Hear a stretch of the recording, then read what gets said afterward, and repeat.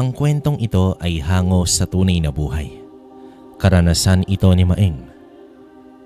Nangyari ito sa taong 1957 sa lugar ng Santander, Cebu.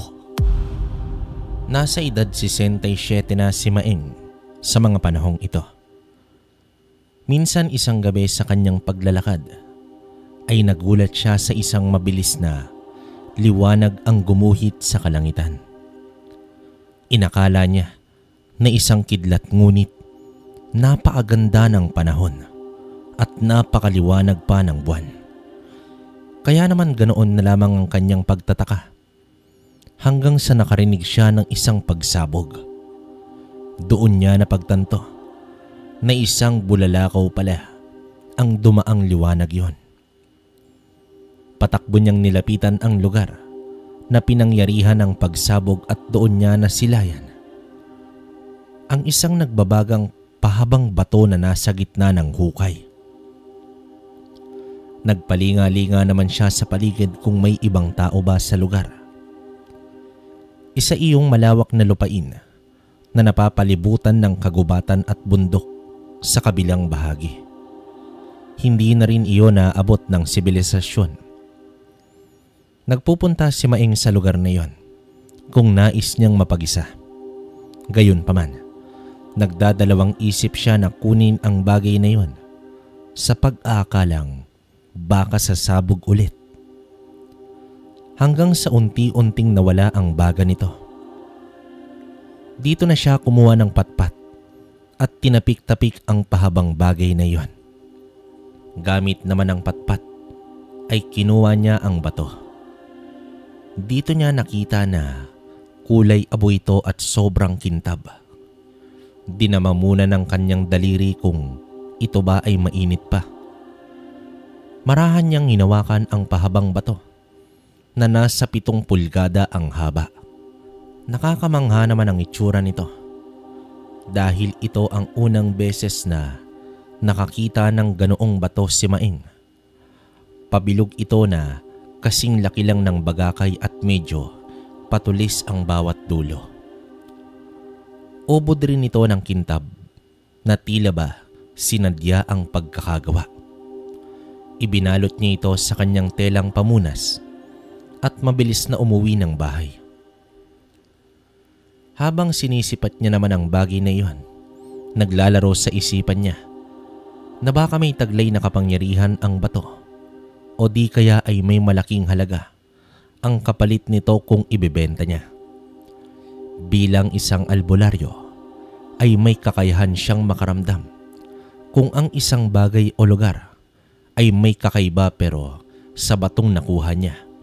Bukod sa kakaibang itsura nito ay wala ng iba pang espesyal na katangian. Ibinalot na lamang niya ito sa isang lumang damit at itinago sa may kaban. Kinabukasan ay balik sa dating gawi si Maeng. Ang kanyang hanap buhay ay gumagawa ng tuyo. May mga parokyano naman siyang nag-aangkat ng kanyang produkto. 2 beses sa isang linggo ay nagpupunta siya sa dalampasigan upang salubungin ang mga mangingisda at saka bibili siya ng mga isda upang gawing tuyo. Kilala siyang albularyo sa lugar, ngunit karamihan sa mga tao ay walang bilib o di kaya hindi naniniwala na isa siyang albularyo.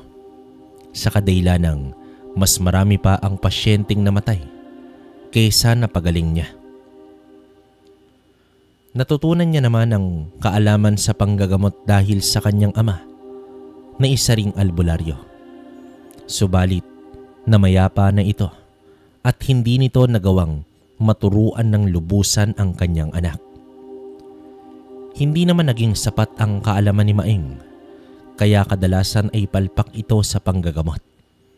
Kung sa mga simpleng bati, usog at sakit ay nagagamot niya. Ibang usapan na pagdating sa mga mangkukulam at aswang. Ang tanging naniniwala sa kanya ng buo at nagpapalakas ng kanyang loob ay ang apong si Solomon, ang kanyang apo. Isang binatang mangingisda ito. Nakatira pa ito kasama ang mga magulang at mga kapatid na kapitbahay lang din ni Maing. Magandang umaga po, Lolo Maing. O bakit? Nangalumbaba ka na naman dyan? Pagbati dito ni Solomon. Paano ba kasi ay napakatumal ng benta? Ilang linggo na rin ito. Tugon naman dito ng matanda. Nakolo, ayos lang yan. Ganyan talaga ang negosyo. May malakas at may matumal. Kung gusto po ninyo, sumama kayo sa akin mamayang gabi sa laot. Para naman hindi kayo maburyong dito sa bahay. Mungkahi ng kanyang apo. Huwag na, Solomon, apo. Alam mo namang matanda na ako at baka ako'y lamigin pa sa laot. Pagtanggi naman dito ng matanda. Lo, bakit ba kasi kayo nananatili pa dito sa bahay ninyo? Pwede naman kayong tumira sa amin. Ilang taon na rin na lumisan si Lola. Hindi ka ba nalulungkot dito? Tugon dito ni Solomon. Ayos lang naman ako dito, apo. Kaya ko pa naman. At saka ayokong maging pabigat sa inyo. Tugon nito. Anong pabigat? Hindi ah. Huwag mo na lang kasing intindihin si Itay. Magsasawa din yun. Sambit naman dito ng kanyang apo. Nagkaroon kasi ng sama ng loob ang tatay ni Solomon sa ama nitong si Maing. Sinisi nito ang ama sa pagkamatay ng kanyang ina. Nabiktima kasi ng kulam ang ina nito at hindi nagawang mailigtas ni Maing. Matapos bumisita ni Solomon, ay tumuloy na rin ito. Gawa nga ng mangongolekta pa ito sa mga suki niya sa palengke. Napansin ni Maing na umaambon, kaya naman iniligpit niya na ang mga pinatuyong isda. Nakaimbak ang mga produkto niya sa isang malaking buslo na yari sa amakan. Nakatago ang mga yon sa isang kwarto upang hindi manakaw ng mga pusang gala. Sa araw na yon ay may isang pasyente ang nagpagamot. Ayon dito, kinulam daw siya pero nang suriin ni Maing ay kabag lang pala. Ito rin ang dahilan sa paninigas ng tiyan ng pasyente. Matapos lapatan ng gamot, ang pasyenteng yon ay natanong ni Maing kung bakit nasabi ng pasyenteng babae na nakulam siya. Ayon dito, ay may kuro-kuro sa kanilang baryo na may isang mangkukulam na naninirahan doon. Kaya naman sa tuwing may nagkakasakit sa kanilang baryo, ay iniisip ng mga tao na kinukulam sila. Napapailing na lamang si Maing sa kwento ng babae. Pero sa pag-alis ng pasyente, ay nakaramdam ng pangamba ang albularyo. Paano kaya kung totoong may mangkukulam sa kabilang baryo? Ito ay isang malaking hamon sa kanya dahil kahit minsan ay wala pa siyang napagaling na sakit na nagmumula sa isang mangkukulam. Sa kanyang pag-iisip ay sumagi ang bagay na nagmula sa bulalakaw, ang batong pahaba.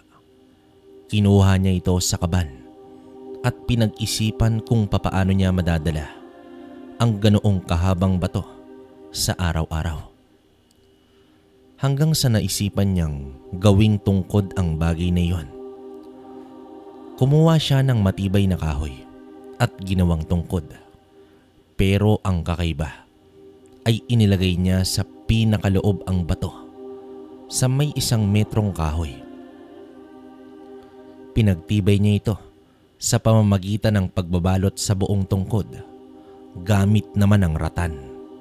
Kaya naman ito nagawa ni Maing dahil malakas ang paniniwala niya na may natatanging kakayahan ang bato na nagmula pa sa kalawakan.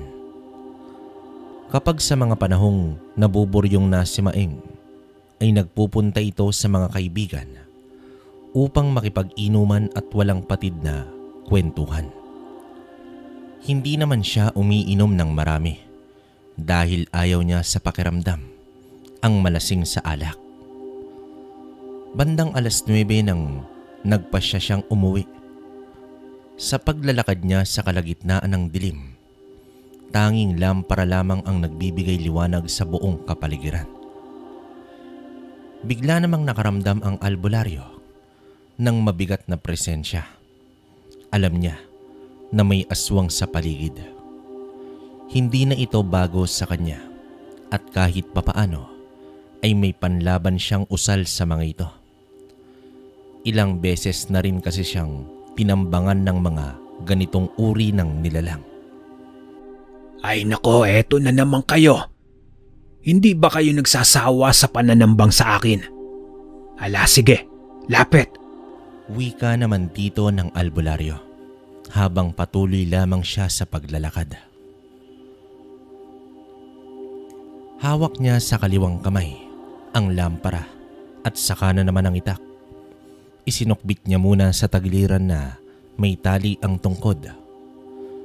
Nag-usal na siya ng poder sa katawan at orasyon para sa itak. Ngayon ay handa na si Maeng sa pag-atake ng aswang hanggang sa nasilayan niya ang malaking baboy na tumatakbong sumusugod sa kanya. Binigwasan niya ito ng taga ng makalapit subalit daplis lang dahil sa mabilis na pag-iwas ng nilalang.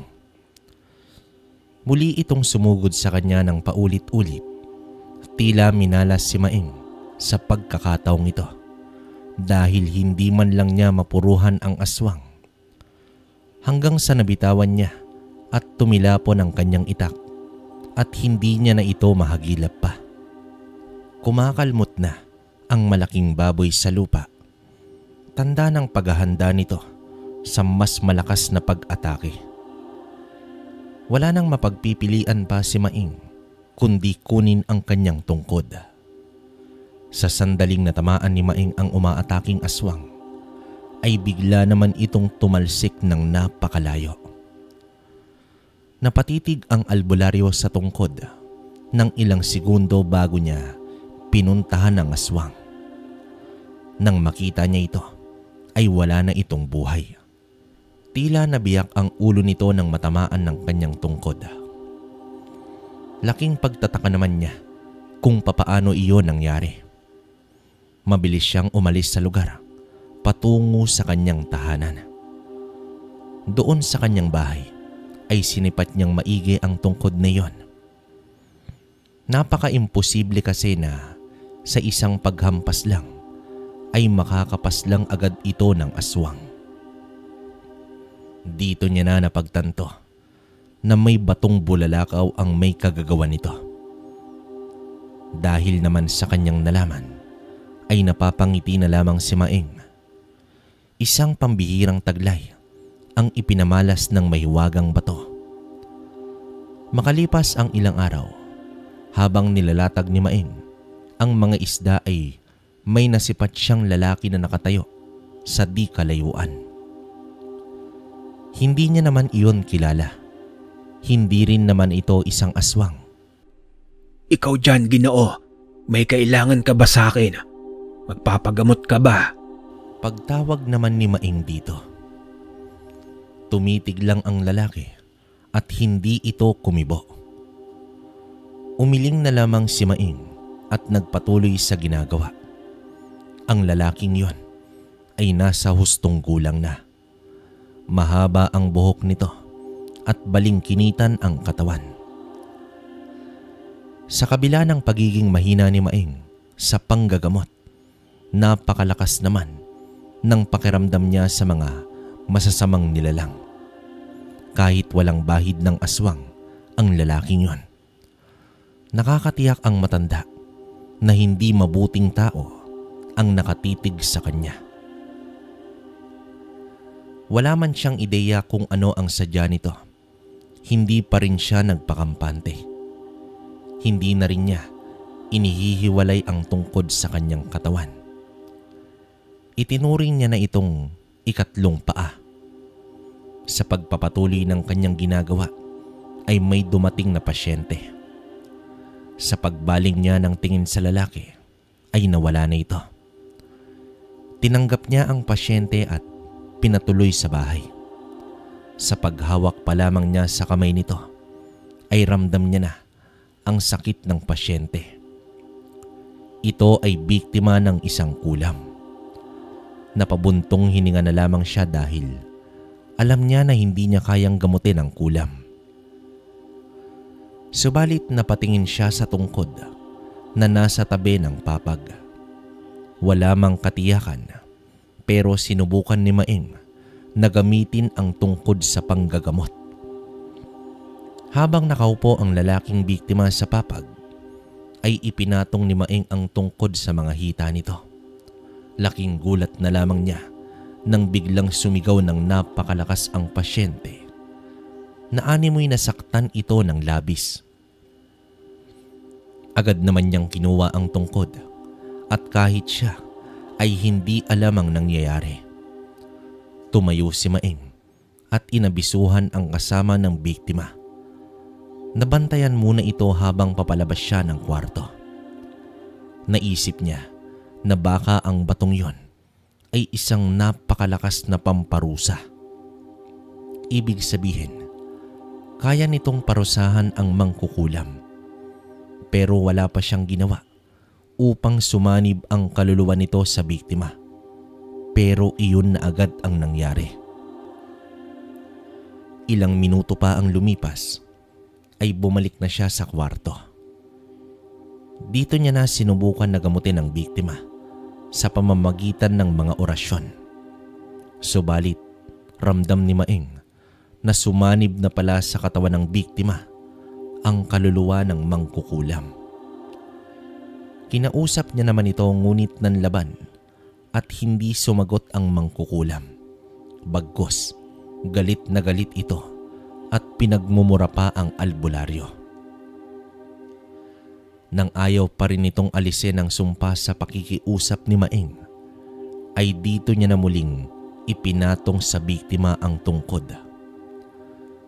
Nagpupumiglas ang biktima pero hindi man lang naalis sa katawan nito ang tungkod na iyon. Para bang dumikit na ito. Umabot na rin sa punto na nagmamakaawa na ang nilalang na alisin ang bagay na nakapatong sa katawan ng biktima. Sa mga sandaling yon ay nagpasya si Maeng na wakasan ang buhay ng mangkukulam. Dala na rin sa napakahabang panahon na wala man lang siyang nasalbang biktima ng kulam. Kasabay ng dasal ay walang tigil na pinagpapalo ni Maeng ang biktima na ang dulot nito ay isang matinding parusa sa mangkukulam. Hanggang sa nangisay ang biktima at hinimatay na ito. Sa wari ng albularyo ay wala na ang presensya ng mangkukulam. Habang wala pang malay ang biktima, ay inoobserbahan ito ni Maeng hanggang sa nagising ito matapos ang kalahating oras. Sa kanyang pagsusuri ay tuluyan ng gumaling ang biktima. Sa wakas at sa unang pagkakataon ay nakatalo siya ng isang mangkukulam pero hindi man lang niya nalaman ang pangalan nito. Ayon naman sa kasama ng biktima ay may pinaghihinala ang mangkukulam sa kanilang baryo na si Mang Manuel. Pareho sila ng kwento noong nakaraang pasyente ng albularyo. Bago naman magtanghali ay umalis na ang mga panauhin ni Maeng. Lubos naman silang nagpapasalamat sa matanda, gawa nga sa mga pangyayari. Buong araw na walang ginawa si Maeng, kundi ang isipin at sipatin ang tungkod. Pangalawang beses niya nang napapatunayan ang kakaibang kakayahan ng batong nakapaloob dito. Kinabukasan ng umaga, habang nagkakape siya ay nakita niya ang mga tao na nagtatakbuhan sa labas. Nang tanungin niya ang isa sa mga ito, ay tumugon ito na may natagpo ang bangkay daw malapit sa may ilog. Sumunod agad naman siya sa mga tao at nang makita ang bangkay ay may iilang nakakilala nito. Si Manuel na taga-ibang baryo na kurong mangkukulam. Mas nagulat pa si Maing dahil si Manuel pala ang nakita niyang lalaki kahapon. At dito niya na napagtanto na ito pala ang taong pinapahirapan niya ang kaluluwa gamit ang tungkod. Hindi na lamang umimik pa si Maing at hinayaan ang mga tao na magligpit sa bangkay nito. Wala rin kasing kamag-anak itong si Manuel. Habang naglalakad pauwi ang albularyo, ay dito niya na tuluyang napagtanto na hindi na siya pipitsuging albularyo. Maitatayo niya na ang pangalan na noon pa man ay kinutya ng mga tao. Nagpasalamat naman siya sa itaas dahil sa ipinagkaloob nitong kakaibang bagay. Samantala, sa paglipas ng ilang linggo, habang naghahatid ng mga tuyo si Maing sa palengke, ay may nakasalubong siyang lalaki. Ilang metro pa lang ang pagitan nila, ay ramdam na sa bawat isa ang magkaiba nilang tangan. Kaliwa at kanan ang nagbabadyang magharap. Nang makalagpas sa isa't isa, ay dito na nagsalita ang albularyo. Kung may balak kang magasik ng lagim sa lugar na ito, ay huwag mo nang subukan dahil hindi kita sasantuhin. Wika naman dito ng albularyo habang nakatalikod sa isa't isa. Wala akong ibang hangad kundi katahimikan at kapayapaan. Hindi lahat ng katulad ko ay kasamaan ang dulot. Tugon naman dito ng lalaki. Kilala ko ang mga kagaya mo, tuso at traidor. Naiiritang wika naman dito ng albularyo. Ako nga pala si Pablo. Nakatira ako sa dulo ng baryo, sa bahaging Hilaga. Malaya kang subaybayan ako kung nais ninyo. Sambit naman dito ng lalaki. Siguraduhin mo lang, dahil kapag napatunayan ko na mag-aasik ka lang ng lagim, ay may kalalagyan ka sa akin. Tugon naman dito ng albularyo. Sa kanilang paghihiwalay ay kahit konti ay walang pinaniniwalaan si Maing mula sa mga sinabi ni Pablo. Alam niya kung gaano kasinungaling at tuso ang mga aswang. Gayunpaman, pagsapit ng hapon ay sinadya ni Maing ang sinasabing bahay ni Pablo. Nasipat niya naman itong nagsisibak ng kahoy. Katamtaman ang laki ng bahay at nag-iisa lamang ito. Malinis ang kapaligiran na puro lupa. Bukod sa iilang halaman sa paligid, ay wala itong bakod. Hindi naman kumbinsido ang albularyo sa ipinapakita nitong kabaitan. Ang demonyo ay mananatiling demonyo kahit mag-anyong puting tupa pa ito. Napansin din niya na may mga alagang manok ang aswang. Bago naman magtakip silim ay kumuha ito ng manok at pumasok na sa kusina. Maya-maya pa ay may nakita na siyang usok. Palatandaan na may niluluto ang lalaki.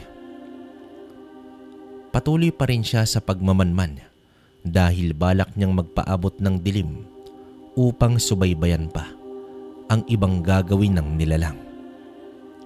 Nakahanda na rin ang kanyang tungkod kung may labanang mangyayari. Ang kinatitirikan ng bahay ni Pablo ay nag-iisa lamang sa lugar na iyon. Wala itong kapitbahay.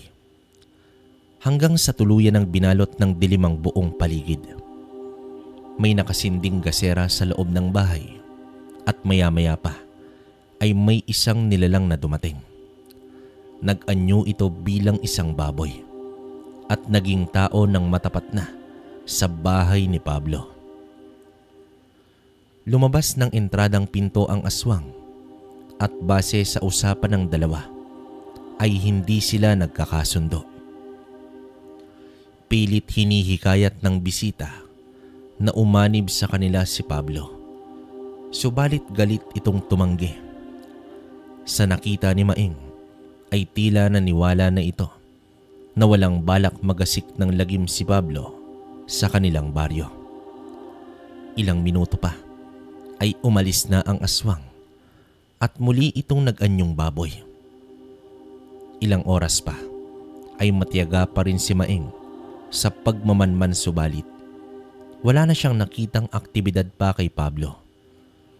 Kaya naman nagdesisyon na lamang siya na umuwi. Makalipas ang ilang araw ay may nabalitaan si Maing na isang pamilya na inatake ng aswang.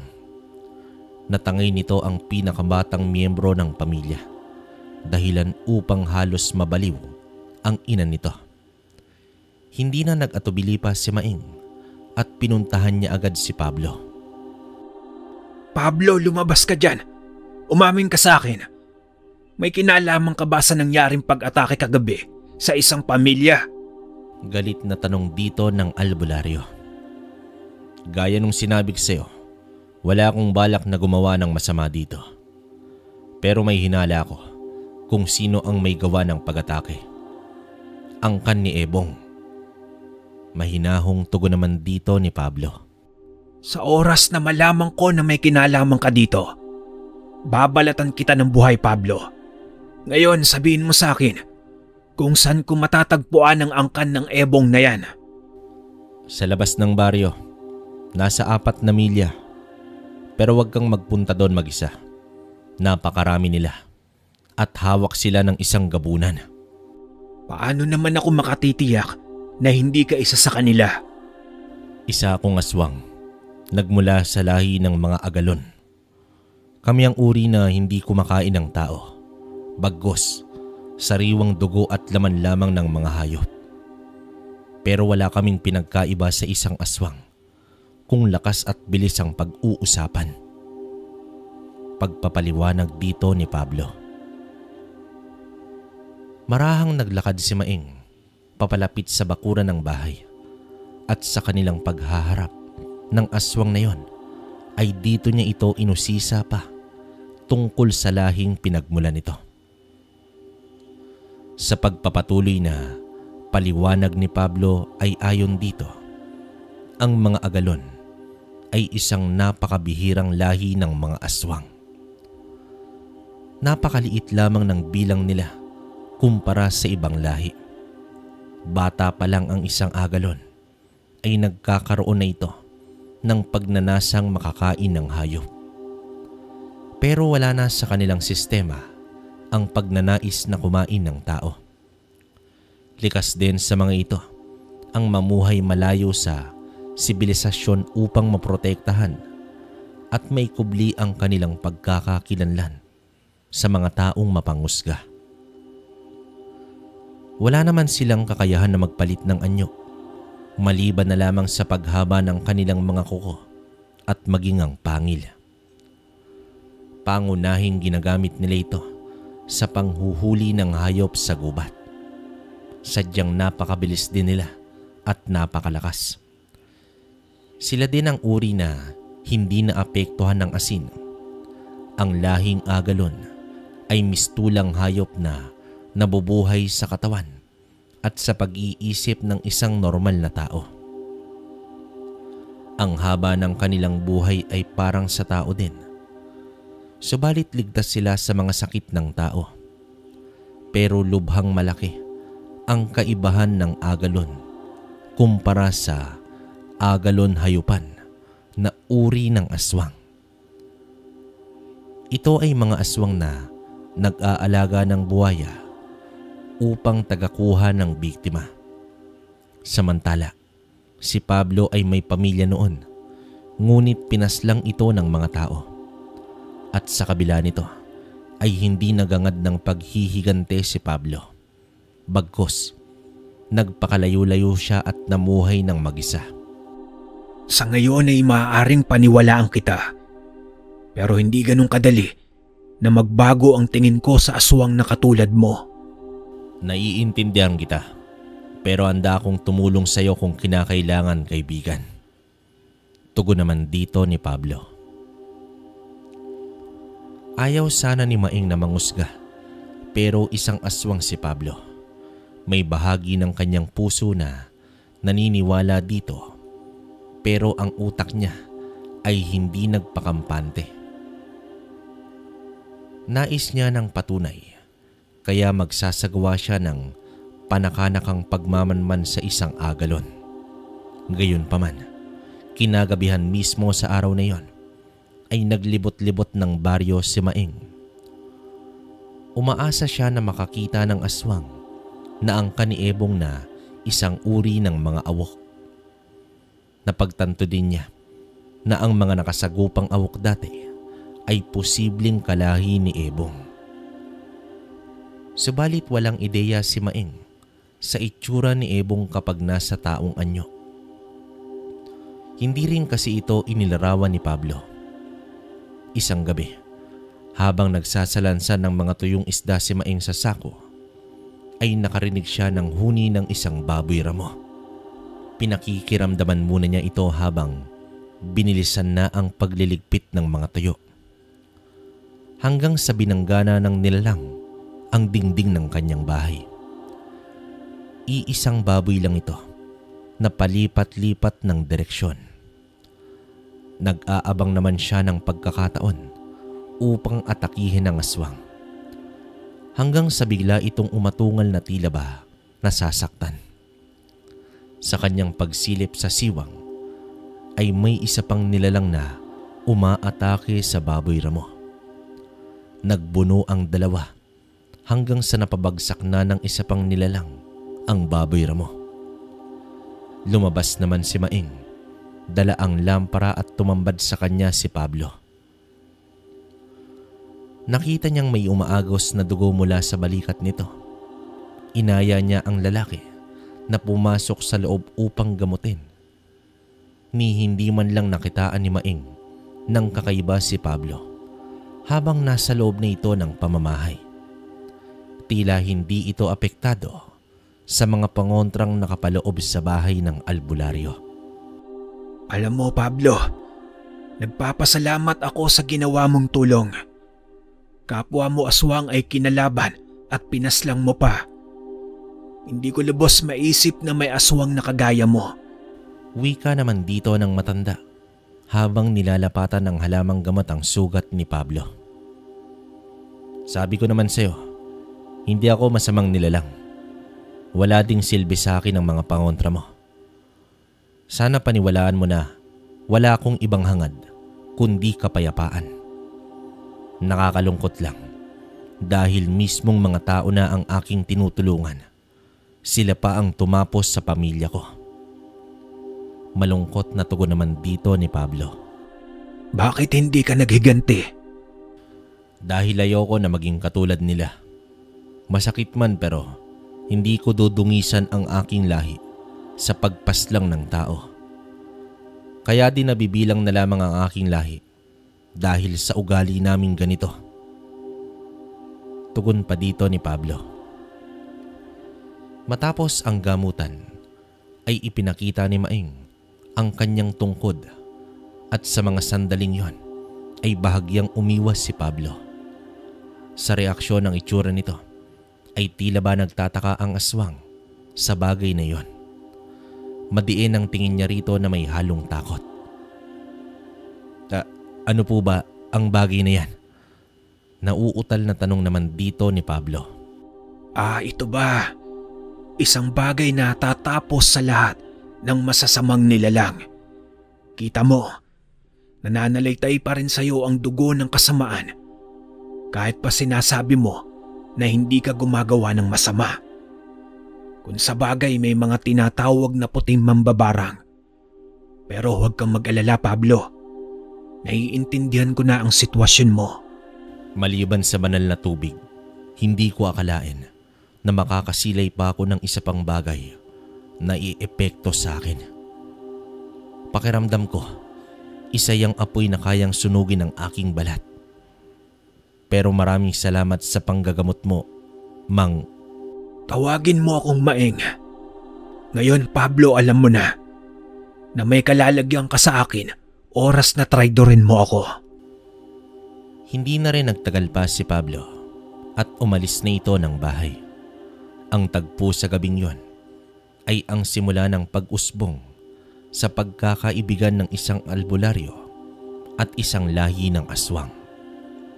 Samantala, sa paglipas ng mga araw ay unti-unting nag-iba ang tingin ng mga tao kay Maing. May mga kababaryong dumudulog sa kanya upang magpagamot. Nang magkita sila ng kanyang apong si Solomon, sa dalampasigan ay inimbitahan siya nito dahil kaarawan ng kanyang ama. Ngumiti na lamang at nagpasalamat na lamang si Maing. Hindi pa rin talaga nawala ng pag-asa itong si Solomon na magkakaayos ang kanyang ama at lolo. Subalit sa kabila ng kanyang pagtanggi ay ang damdamin ng isang ama na maging bahagi sa kaarawan ng kanyang anak. Sa tuwing nagtatangka si Maing na kausapin ang anak na si Julio, ay masama ang itsura nito at hindi umiimik.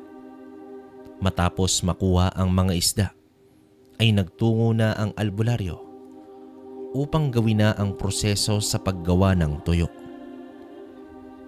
Hindi naman maitago ng matanda ang kalungkutan hanggang sa pumatak na lamang ang kanyang luha habang iniisip niya si Julio. Isang masayang pamilya naman sila noon at nagbago lamang ito nang mamatay ang kanyang asawa. Para kay Julio, walang silbi ang kakayahan ng kanyang amang albularyo. Kinagabihan sa araw na iyon ay sinilip ni Maing ang bahay ni Julio. Pansin niya na may iilang bisita ang bangay ito. Ngumiti na lamang siya dahil kahit papaano ay malusog at masaya ang kanyang nag-iisang anak. Nang makaalis na ang mga bisita, ay nagbalot ng mga tuyong isda si Maing upang iregalo sana sa kanyang anak. Subalit tila hindi na humakbang pa ang kanyang mga paa at nanatili na lamang siya sa labas ng bahay habang sinisilip ang pagsasaya ng pamilya nito. Ilang minuto pa ay naglakad pabalik na lamang siya. Tanging pagpunas na lamang sa mga luha ang nagawa niya. Habang lumilipas ang panahon, ay mas tumitindi ang kanyang pananabik na balang araw ay muli silang magkaayos ni Julio. At ano naman ang itinanim niyo dyan, Solomon? Kunot noong tanong naman dito ni Julio. Kalamansi po itay. Bigay ni Lolo. Nakangiting tugon ni Solomon habang nakayuko ang albularyo sa kanyang tabi. Maglalagay kayo ng kalamansi sa bakuran ko. Alam niyo bang malas ang may maasim na halaman sa harap ng bahay? Naiiritang wika dito ni Julio. Mabisang pangontra din yan sa aswang, tay. Di ba po may umataking aswang noon sa kapitbahay?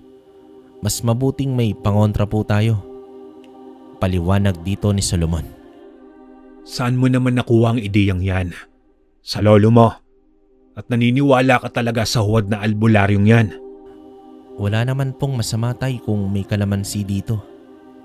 Mapapakinabangan din naman natin ito kapag lumaki na at namunga na. Tanggalin mo yan, Solomon. At sa susunod, huwag kang maniniwala sa sinasabi ng lolo mo.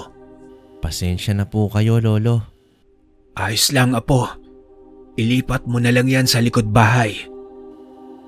Nang makatalikod na siya sa kanyang apo, ay dito na bumuhos ang kanyang luha. Hindi pa rin naibsan ang sama ng loob sa kanya ni Julio. Ilang taon na rin niyang tinitiis ang katigasan ng kalooban ng kanyang anak. Gayunpaman, ay nagpatuloy sa pang-araw-araw na gawain si Maing. Hindi niya alam kung kailan at papaano mababago ang tingin sa kanya ng sariling anak. Pinakamasakit sa isang ama ang itakwil ng sariling anak. Sa kabila ng kanyang katandaan, ay tanging hangad lamang niya ay makaramdam ulit ng isang pamilya. Mabuti na lamang kahit papaano ay taliwas ang pakikitungo ni Solomon na tanging kinakapitan niya. Lumipas pa ang isang araw. Isang biktima na naman ng awok ang natagpuan ng mga tao. Nilapa ng matindi ang katawan nito. Para bang isang gutom na hayop ang kumonsumo sa katawan ng tao. Humingi na ng tulong kay Maeng ang mga tao, ngunit isang masakit na salita ang nagmula naman kay Julio. Ayon dito, wala naman daw magagawa ang isang huwad na albularyo kontra sa mga aswang. Pinalaga naman ito ng iilang kapitbahay, ngunit pinakalma sila ni Maeng bago pa magkasagutan. Dahil sa pangyayaring ito ay nagtungo na ang albularyo sa bahay ni Pablo. Humingi siya dito ng tulong upang wakasan na ang paghahasik ng lagim ng mga awok. Unang beses makapasok ni Maeng sa bahay ni Pablo. Batid nito ang payak na pamumuhay ng aswang, pero malinis ang loob at maayos. Hindi mo may isip na isang aswang pala ang naninirahan dito. Nagkasundo naman ang dalawa na maging magkasangga sa paglipol ng mga awok. Inilahad din ni Pablo ang itsura ni Ebong. May suot na kwintas si Ebong na buto ng hinlalaki ng isang tao. May mga marka din ito sa magkabilang bisig at ang gabunang namumuno sa kanila ay nagngangalang Baldo. Madali lamang itong makilala dahil napakalaki ng katawan nito at puting-puti ang buhok. Ang mga uri ng aswang na kanilang makakalaban ay may mga kakayahang makisalamuha sa mga tao. Sa paraang ito ay mas madali sa kanila ang mambiktima. Samantala, nagmungkahi naman si Maeng na sugurin ang lungga ng mga awok sa kalagitnaan ng tirik na araw. Nagwika naman si Pablo na isa siyang ordinaryong tao sa mga oras na ganyan. Magiging pabigat lamang siya sa matanda. Kaya naman wala nang pagpipilian si Maeng kundi sumama kay Pablo sa oras ng gabi. Tahimik silang naglakad sa gitna ng mga kabahayan. Mahimbing na ang lahat habang hindi naman maiwasan ni Maeng ang makaramdam ng lamig sa katawan kahit pa nakabalot ito. Bago sila makalagpas ng baryo ay nagpasya muna sila na magpaningas ng apoy. Nakaharap ang albularyo sa apoy na nakaupo sa lupa habang si Pablo ay palakad-lakad sa paligid at maiging sinipat ang bawat direksyon. Hanggang sa mapansin niya ang paggalaw ng mahabang talahiban. Pakiwari niya ay may naglalakad na mga hayop dito. Nagkubli siya at inamoy-amoy ang paligid. Kumpirmado, nasa 4 na awok na nag-aanyong baboy ang magkakasunod na naglakad. Agad niyang inabisuhan si Maeng at pinatay na agad ang siga. Nasa magkabilang puno nag-abang ang dalawa. Tila nahalata ng mga awok ang ningas ng apoy. Lumapit ang mga ito at nag-anyong tao. Dito na nakita ni Maeng si Ebong base sa paglalarawan ni Pablo dito. Sumisinghot sa hangin ang 4 na aswang habang dahang-dahang lumabas sa pinagkukublian si Maeng. Napangisi na lamang ang aswang na tila natutuwa pa sa pagpapakita ni Maeng. Hanggang sa unang sumugod ang isa na nasa anyong tao pa. Sandata nito ang matatalas na mga kuko. Sa pag-unday nito ng kalmot kay Maeng ay sinalubong ito ng kanyang tungkod. Sa pagtama nito sa kamay ng aswang ay tila nayanig ang buong katawan nito. Biglang nanigas at napaluhod hanggang sa umangil ng napakalakas. Kitang-kita ng mga kasamahan nito ang lumalagotok na mga buto. mula sa kamay at dumaloy pa sa buong katawan dahilan sa kamatayan ng nilalang. Kahit si Pablo ay hindi makapaniwala sa kanyang nakita.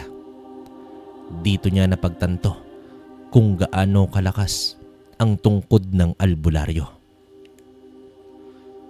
Nag-aalangan na din sumugod ang 3 aswang sa matandang nakatayo lamang. Hinamon pa ito ni Maing hanggang sa nag-utos si Ebong sa isa na sugurin ang matanda. Nag-anyong baboy naman ito.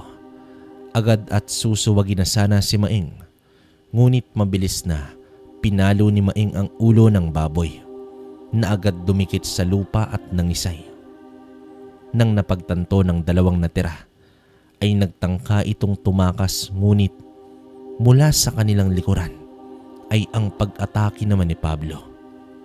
Sa gulat ng mga ito ay napapaatras sila papalapit kay Maing.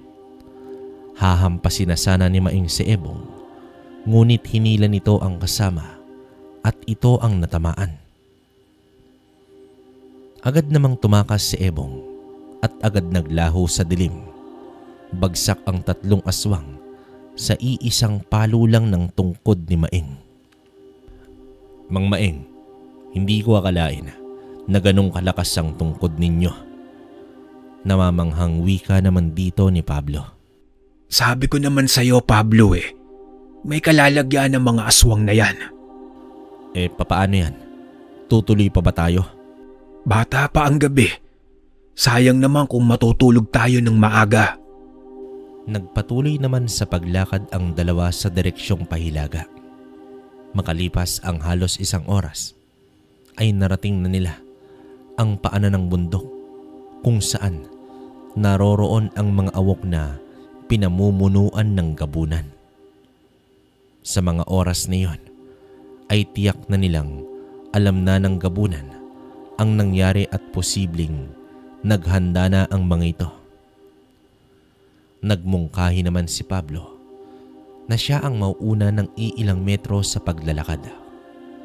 Biyasa kasi ito sa pagtuklas ng mga patibong sa paligid.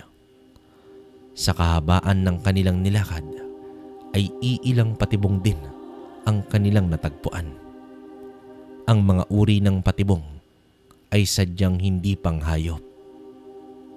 Ito marahil ang isa sa paraan ng mga awok upang makahuli ng bibiktimahin. Ilang minuto na lang ay mararating na nila ang lungga ng mga kalaban. Subalit biglang natigilan ang 2 nang maramdaman nila ang napakaraming aswang sa paligid. Hindi mabilang na pares ng mga mapupulang mga mata ang nakapalibot sa kanila. Ilang saglit pa ay sabay-sabay na sumugod ang mga awok sa lahat ng direksyon. Bago pa man makalapit ang mga ito, ay sinabihan ni Maing si Pablo na lumundag sa pinakamataas na kaya nito. Agad naman itong ginawa ni Pablo. Buong lakas naman na itinarak ni Maing ang tungkod sa lupa dahilan upang magtalsikan ang mga aswang. Hinugot din niya ito agad upang bigyan daan ang paglapag ni Pablo. Salamat, Mang Maing, pero sa susunod, kung malalagay ka sa alanganin, gawin mo na ang dapat. Kahit madamay pa ako. Wika naman dito ni Pablo. Hinding-hindi kita idadamay, Pablo. Ngayon pa ba, nalubusan ko nang napatunayan ang iyong katapatan. Nakangiting wika naman dito ng albularyo. Magpapatuloy na sana sila sa pag-usad, ngunit nakita nila sa di kalayuan ang pulutong ng mga awok na nagtatakbuhan pababa ng bundok. Napagtanto nila na susugod ang mga ito sa mga tao. Kaya naman agad na din silang bumaba ng bundok. Inabisuhan naman ni Maing si Pablo na mauna na ito upang kahit papaano ay may haharang sa mga awok. Sa pagtango ng aswang ay tila hangin ito sa bilis ng pagtakbo. Pilit namang binilisan ni Maing ang kanyang paglalakad. Ay nako, May malakas na sandata pero wala naman akong kakaibang bilis. Sana maabutan ko pa ang mga aswang na iyon. Wika ni Maeng sa kanyang sarili. Habang patuloy sa pag-usad ang matanda, na halos madapa na nga ito sa pinakamabilis niyang pagkilos, ay biglang nagliwanag ang kanyang tungkod. Tinitigan niya ito at nagtataka sa nangyari. Hanggang sa lumiwanag pa ito ng gusto, nakakulay ng bulalakaw na nakikita natin sa kalangitan. Sa hindi malamang dahilan ay naramdaman ni Maeng ang pag-angat ng kanyang katawan at sa isang iglap lang ay lumapag siya sa gitna ng unang baryo na malapit sa bundok. Halos mawalan pa nga siya ng balanse ng makalapag at kitang-kita niya ang kaguluhan sa baryo.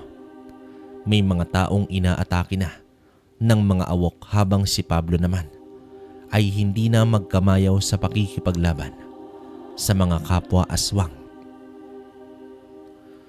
May mga sugat na rin ito kaya agad lumapit si Maeng at walang habas na pinaghahampas ng kanyang tungkod ang mga awok.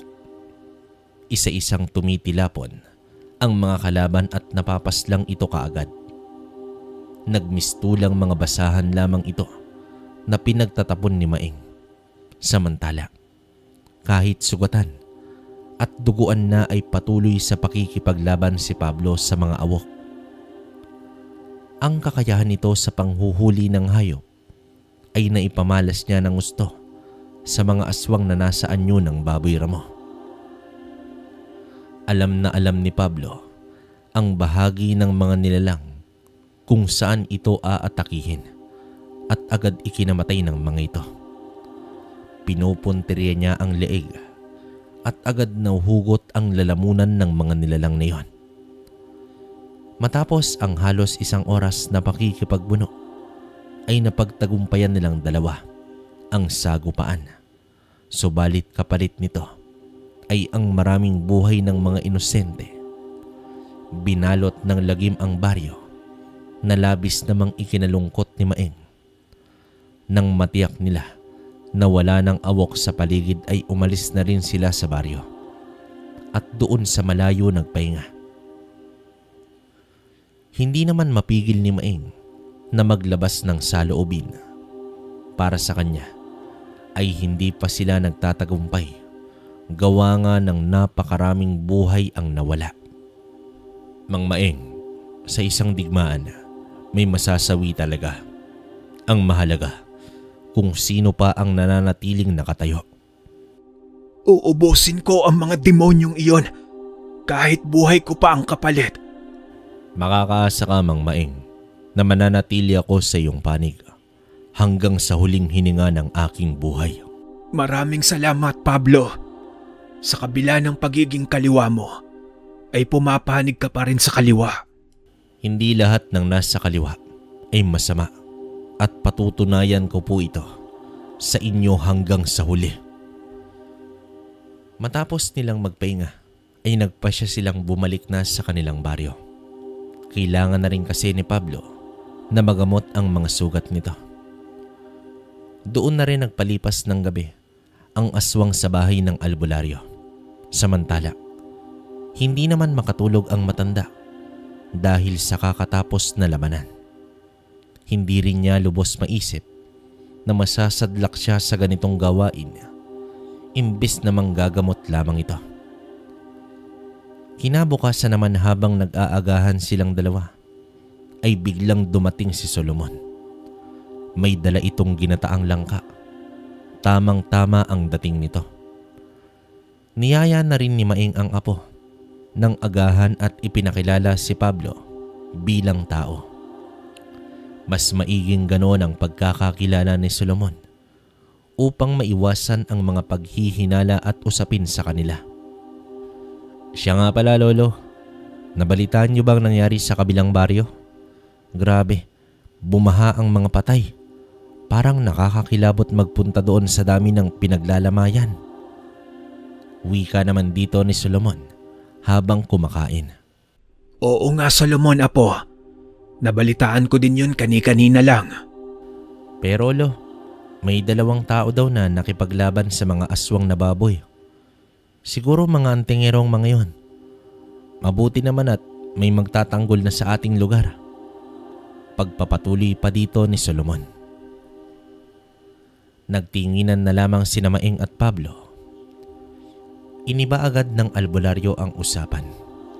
Kinumusta niya si Julio at maayos naman itong tinugon ni Solomon. Nagtanong din si Pablo sa binata kung ano ang pinagkakaabalahan nito. Nalaman din niya na nangangailangan si Solomon ng makakasama sa pangingisda. Nagpresenta naman si Pablo at sinigundahan naman ito ni Maeng. Bago matapos ang kanilang agahan ay nagkasundo na ang dalawa. Sa mga panahon ng pagsama ni Pablo kay Solomon ay namangha ang binata sa kakayahan nitong manghuli ng isda. Ang mga malalaking isda ay sinisisid lamang ni Pablo at sa ilang minuto lang ay nauhuli niya na ito. Isang napakalaking pakinabang yon kay Solomon dahil nabibenta niya ito sa mas mataas na halaga. Natutuwa naman si Maeng dahil nagkapalagayan na ng loob ang kanyang apo sa kaibigan niyang si Pablo. Ngunit may pangamba pa rin ito. Papaano kung malaman ni Solomon ang tunay na pagkatao ni Pablo? Matatanggap kaya niya na isang aswang ang pinagkakatiwalaan niyang si Pablo? Mga katanungan na nagpapabagabag kay Maeng. Isang beses ay kinausap niya si Pablo tungkol sa mga bagay na ito. Tumugon naman dito si Pablo na mas mabuting ganito lang muna ang sitwasyon. Nakakakain naman siya ng katulad sa tao, pero hindi ito nagbibigay sa kanya ng kabusugan. Sa tuwing makakauwi siya, ay saka lamang siya kumakain ng buhay na manok. Ang ilang linggong kapayapaan sa baryo ay bigla na lamang itong nagulantang. Isang gabi ay nabulabog si Maeng sa kanyang pagtulog dahil sa sigawan ng mga tao. Una niyang sinilip ang bahay ni Julio. Nang makita niyang nagkakagulo na doon, ay agad siyang sumugod. Habang nilalabanan niya ang mga awok, ay kitang-kita niya ang isang malaking nilalang na tangay-tangay na si Julio. Nanlaki ang mga mata ni Maeng dahil ang aswang na tumangay sa kanyang anak ay isang gabunan. Nais man niya itong iligtas, ngunit hindi naman niya maiwan ang pamilya ni Julio na nanganganib na rin sa mga awok. Hindi na magkamayaw si Maeng dahil nag-iisa lamang siya. May kapitbahay na humihingi ng saklolo. Isang sorpresa ang ginawa ng mga aswang. Bilang ganti na rin ito sa mga awok na tinapos ni Maeng. Bago tuluyang lumayo ang gabunan, ay ngumisi pa ito kay Maeng na tila ng aasar pa. Nagpalundag-lundag ang nilalang sa mga puno hanggang sa tuluyan na itong nawala. Samantala, dumating na rin si Pablo at buong lakas na nakipagbunos sa mga awok na nasa paligid sa bahay ni Julio. Sumenyas naman ito sa matanda na puntahan ng iba pa upang matulungan. Sa pakikipaglaban ni Pablo ay hindi niya na naikubli pa ang tunay niyang anyo. Kitang-kita ni Solomon ang 2 pangil at naghahaba ang mga kuko ni Pablo. Dagdag pa ang uri ng galaw nito na may kakaibang bilis at liksi. Walang awang pinaghugot ng aswang ang lalamunan ng mga baboy ramo. Isang napakabangis na hayop ang nakita ni Solomon na labis niyang ikinagulat. Makalipas ang ilang minuto ay nagpulasa na ang mga natitirang awok at sumunod na sa gabunan. Nakatayo lang sa pinto si Solomon habang nakatitig kay Pablo na nasa anyo ng pagiging aswang. Nang magsalubong ang kanilang paningin, ay kitang-kita ni Pablo ang pagkadismaya sa itsura ni Solomon. Nais man niyang magpaliwanag pero alam niya na hindi iyon maiintindihan ng binata sa mga oras na iyon. Pinili na lamang niya ang tumakbo at maglaho sa dilim. Sa pagbalik ng kanyang lolo ay ito na ang nagpaliwanag tungkol sa tunay na katauhan ni Pablo. Ipinagkatiwala mo ko sa isang aswang, Lo. Paano mo nagawa yun? Paano kung pinaslang ako ni Pablo habang nasa laot kami? Galit na wika dito ng kanyang apo. Makinig ka sa akin, Apo. Isang mabuting tao si Pablo. Siya ang tumulong sa akin sa labanan doon sa kabilang baryo. Oo, Apo, kami ni Pablo ang tinutukoy ng mga nakasaksi. Mas minabuti namin na ilihim sa iyo ang tungkol doon dahil sa ganitong sitwasyon.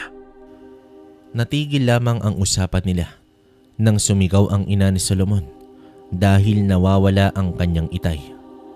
Tumugon naman si Maeng na alam niya kung sino ang tumangay kay Julio at nangako ito na ibabalik niya ito sa pamilya. Hindi na nakapagsalita pa si Solomon dahil sa magkahalong emosyon. Sa gabing iyon ay agad hinanap ni Maeng si Pablo. Natagpuan niya itong nakaupo sa isang puno, nakatulala at sugatan. Pero hindi ang mga sugat ang dahilan, kundi ang pagtuklas ni Solomon sa kanyang tunay na katauhan. Nanumbalik sa kanya ang mga nangyari sa kanyang pamilya noong nadiskubre ng mga tao na sila ay mga aswang. Kahit sa maiksing pagsasama nila ni Solomon ay malaking bagay na iyon para kay Pablo. Sadya talagang hindi maaring magsama ang aswang at tao. Kinausap naman siya ni Maeng. Kung natanggap siya nito, matatanggap din siya ni Solomon. Subalit may mas mahalaga silang dapat gawin, ang iligtas si Julio sa kamay ng gabunang si Baldo. Ang ipinagtataka ko lang, Pablo, bakit hindi pinaslang ng gabunan si Julio? Malamang nagmamanman ang mga alipores ni Baldo sa iyo at nadiskubre nila na kapamilya mo si Julio. Gagawin lahat ng aswang upang makapaghiganti lang. Nais ng gabunan ng isang digmaan. Kung ganoon ay lalabanan ko siya hanggang sa huli. Mailigtas ko lamang ang aking anak. Wala nang sinayang na oras ang dalawa. Matapos malapatan ng gamot si Pablo, ay nagtungo na sila sa kinaroroonan ng mga aswang. Papatunayan ni Pablo kay Solomon na hindi siya masamang uri ng nilalang. Bago sila umalis ng bahay ni Pablo, ay may kinuha ito sa silong ng bahay. Ang bagay na yon ay ang nag-iisang sandata ni Pablo na nagmula pa sa kanyang mga ninuno. Ang sandatang yon ay isang latigo na gawa mismo sa balat ng matandang buwaya. 5 oras bago ang bukang liwayway ay narating na nila ang lungga ng mga awok. Nanlumo na lamang si Maeng nang makita niya si Julio na nakatali sa ekis na kawayan, duguan at nanghihina habang pinapalibutan ng mga aswang. Pakawalan mo ang anak ko, Baldo. Galit na wika dito ng albularyo. Sa wakas, akala ko ay hindi ka makakarating. Kita mo naman, sabik na sabik ang mga alagad ko. Nalapain at lantakan ang lalaking ito. Nakangising wika dito ng gabunan. Bakit hindi ka bumaba at lumapit sa akin upang magkasubukan tayo? Ako ang sadya mo, di ba? Huwag mo nang idamay ang anak ko. Matapang na wika dito ng albularyo. Walang silbiyang pakikipag-usap mo sa demonyong yan, Mang Maeng. Wika naman dito ni Pablo. Aba, kita mo nga naman. Nagsalita ang isa pang demonyo. Ikaw na isang agalon.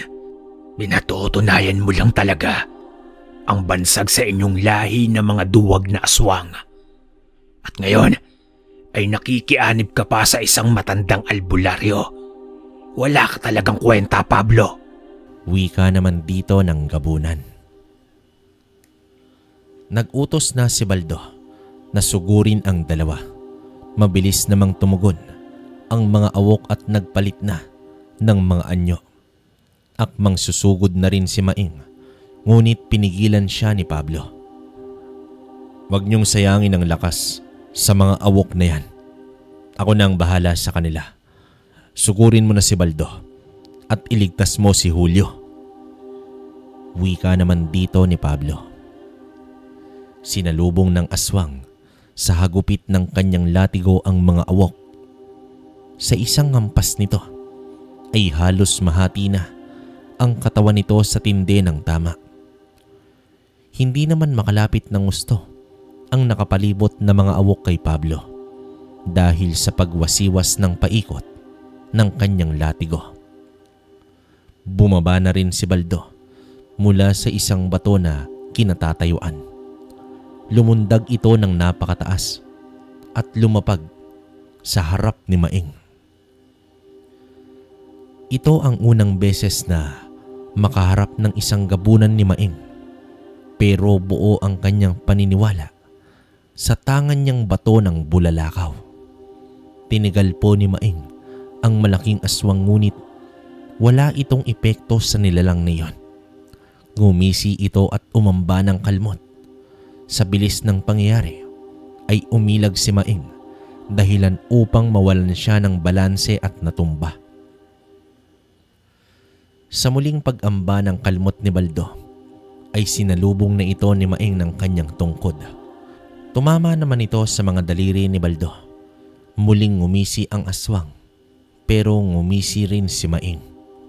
Laking gulat na lamang ni Baldo dahil ang kanyang tatlong daliri ay natapyas na. Kumunot ang noo nito at napatras.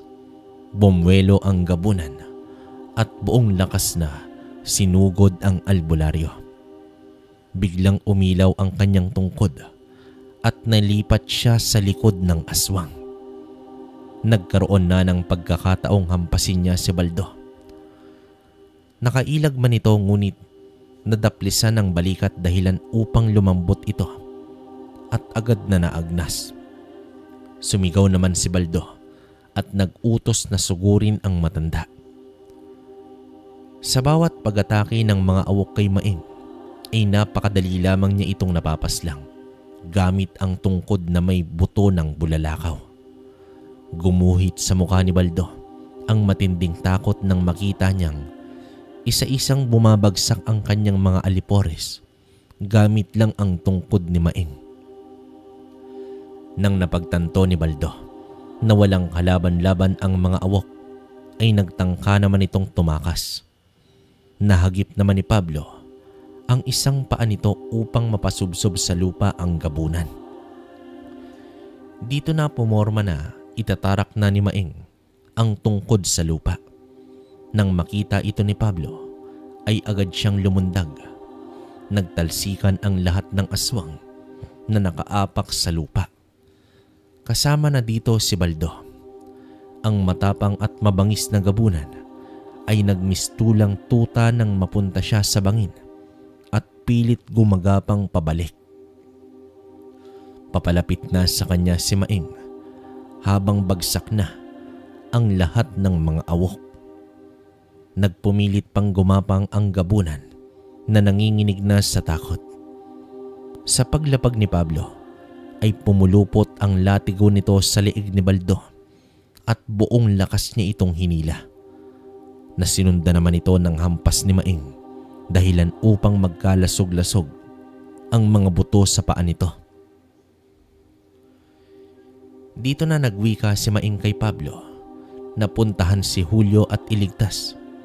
Tumugo naman agad ang aswang habang ang gabunan ay nagmamakaawa na sa albularyo. Hindi na ito makatayo. Sa galit ng albularyo ay walang awa niyang pinagpapalo ang gabunan. Sa bawat palo ay matitinding sigaw ang namutawi sa gabunan hanggang sa buong lakas na itinarak ni Maing ang tungkod sa dibdib ng malakas na aswang. Walang silbi ang kabal ng gabunan sa kakayahan ng bato. Bumulwak ang dugo nito mula sa bibig. Ngunit sa kabila ng kalagayan nito, ay nagawa pa niyang mahawakan ang isang paa ni Maing at naibalibag pa niya ito. Ilang minuto rin na nahirapan sa pagtayo ang matanda. Gumagapang na ang gabunan papalapit dito na nakangisi. Kung mamamatay man ako, isasama kita sa impyernong matanda ka. Galit na wika nito.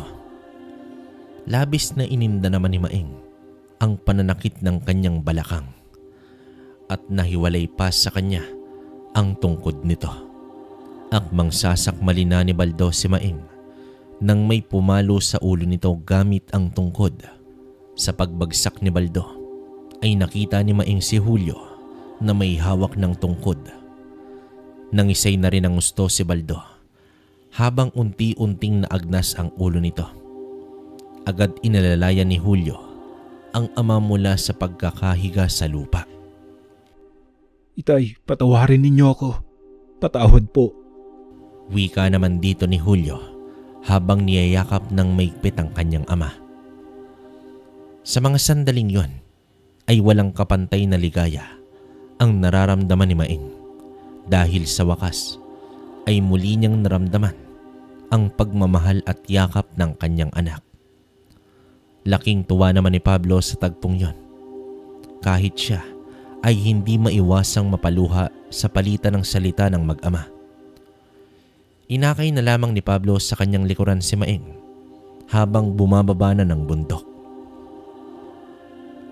Nang makabalik na sa bahay, halos sisikat na rin ang araw, ay inilahad ni Julio ang lahat ng kanyang nakita, dahilan upang mabago ang paningin ni Solomon kay Pablo. Ang pagsasanib puwersa ng albularyo at aswang ang nagdala sa tagumpay upang wakasan ang pag-aasik ng lagim ng mga awok sa pamumuno ng isang gabunan. Ang pangyayaring iyon ay nagbuklod sa kanilang lahat upang magsama na lamang sa iisang bubong. Mas pinalaki pa nila ang bahay ni Julio sa tulong ni Pablo. Isa mang kakaiba pero naging isang pamilya sila kasama ang nilalang na si Pablo. Ang samahan ng tao at aswang ay naging posible. Pero tumatak talaga kay Julio ang mga sandaling kinatatakutan ng labis ng isang gabunan, ang kanyang ama na isang albularyo na may mahiwagang tungkod. Ang kwentong ito ay nagpapaalala sa atin sa dalawang bagay. Una, ang pagmamahal ng isang ama sa anak ay walang kapantay. Handa nitong ibuwis ang buhay para sa anak. Pangalawa, isang patunay na naman ang kwentong ito na hindi lahat ng nilalang na nasa kaliwa ay purong masama. Pero ang higit na nakakamangha ay ang natagpuang bato ni Maing na walang makapagsabi kung may hangganan ba o katapat ang taglay nitong kapangyarihan. Mga kabaryo, hanggang dito na lang ang kwento natin ngayong araw. Naway merong kayong napulot at may natutunan kayo sa inilahad natin. Hanggang dito na lang. Hanggang sa susunod na kwento. Maraming salamat.